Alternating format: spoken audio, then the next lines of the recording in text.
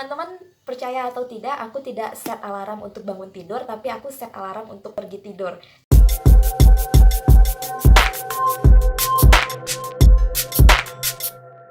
By the way, menyelesaikan studi yang aku mention sebelumnya itu, aku maksud S1 dan S2 aku.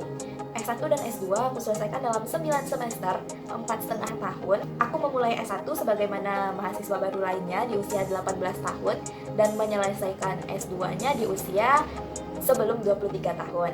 Di saat orang-orang menyelesaikan S1, aku menyelesaikan S2 karena aku mengikuti program fast track.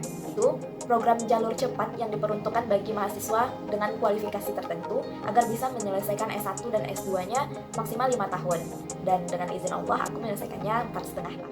Tentu saja ini bukan pencapaian yang diperoleh secara tiba-tiba, tapi ini adalah akumulasi dari Atomic Habit. Kalau teman-teman mau mengikuti video ini, maka hal pertama yang harus teman-teman lakukan adalah tentukan tujuan teman-teman mau apa setelah ini. Untuk mencapai tujuan tadi, teman-teman akan nge-set timeline kapan harus melakukan apa.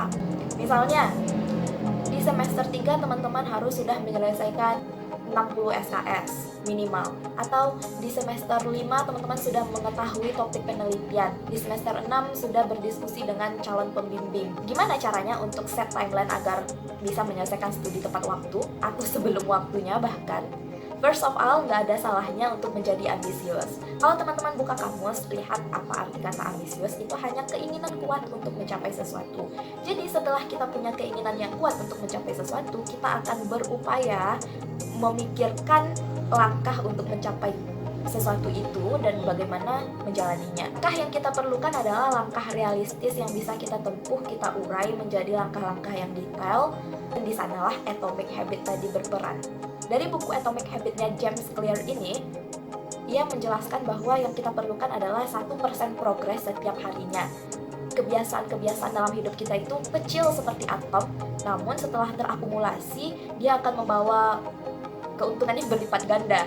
Misalnya, karena aku ingin tamat tepat waktu, aku membiasakan untuk mengerjakan setidaknya 1 lembar skripsi setiap hari.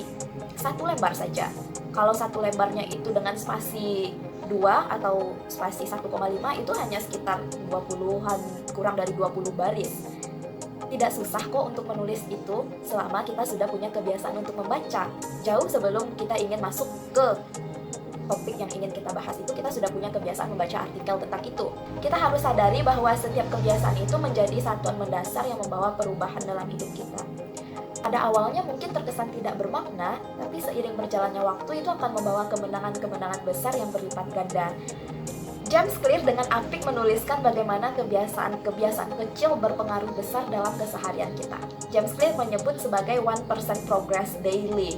Jadi 1% progress setiap harinya sangat berarti. Kalau teman-teman bawakan ini ke konteks mengerjakan tugas akhir, 1 lembar setiap hari lebih berarti daripada teman-teman duduk 2 hari 2 malam gak tidur untuk mengerjakan 1 skripsi, mulai dari halaman paling depan sampai halaman paling belakang. Karena itu kita harus mempunyai timeline kita, life schedule, kapan untuk melakukan apa. Kurang lebih ada 4 bulan efisien dalam 1 semester untuk menyelesaikan tugas akhir. 4 bulan 120 hari itu bukan waktu yang singkat untuk melakukan tugas akhir. Itu akan terasa sangat singkat apabila kita tidak tahu life schedule kita apa, timeline kita mau ngapain. Tapi akan sangat panjang apabila kita bisa memanfaatkannya setelah kita set timeline kita mau melakukan apa pada waktu kapan. Bagaimana cara untuk set timeline itu? Hal pertama adalah kenali dirimu. Aku menyadari bahwa jam produktifku adalah lewat tengah malam hingga sebelum tengah hari. Karena itu, aku akan mengupayakan bagaimana aku bisa sudah bangun lewat dari tengah malam dan akan menyelesaikan keperluan-keperluanku pada waktu tersebut, mulai dari dini hari hingga pagi hari. Aku akan gunakan jam produktifku seefisien mungkin. Aku harus punya kebiasaan bangun pagi, dan untuk kebiasaan bangun pagi itu aku harus punya kebiasaan tidur lebih awal. Teman-teman percaya atau tidak, aku tidak set alarm untuk bangun tidur, tapi aku set alarm untuk pergi tidur. Jadi setidaknya pukul 9.30 aku sudah di kasur dan sudah siap untuk tidur.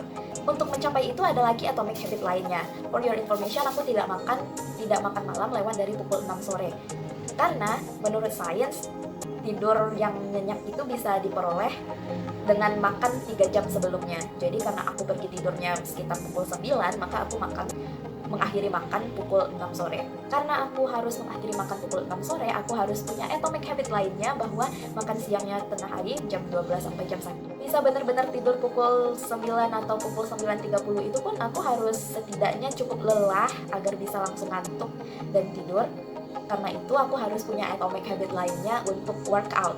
Mau itu yoga, lari, dan aku juga. Dan kemenangan-kemenangan besar yang dimaksud oleh James Clear dengan atomic habit tadi, selain aku bisa bangun di jam produktifku dan melaksanakan tugas-tugasku, juga gaya hidup sehat yang dilaksanakan membawa kita lebih produktif. Teman-teman bisa bayangkan bagaimana caranya jika kita sudah sakit, gimana mau menyelesaikan tugas akhir.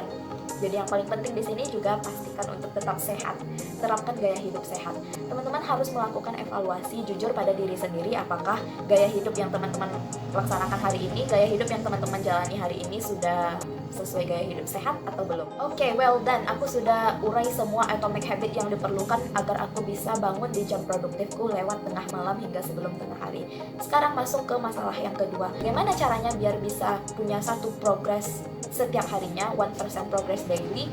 Dan masalah yang paling klasik adalah malas membaca. Sebetulnya tidak ada alasan bagi teman-teman untuk malas membaca topik tugas akhir teman-teman. Bukankah topik itu adalah pilihan teman-teman? Jadi, selesaikan apa yang sudah kamu mulai. Topik yang sudah teman-teman pilih adalah kecenderungan hati teman-teman. Jika teman-teman benar-benar menyukai itu, tentu saja teman-teman tidak punya alasan untuk tidak membaca terkait itu. Teman-teman akan menjadi setidaknya mendekati ahli pada bidang yang teman-teman tekuni.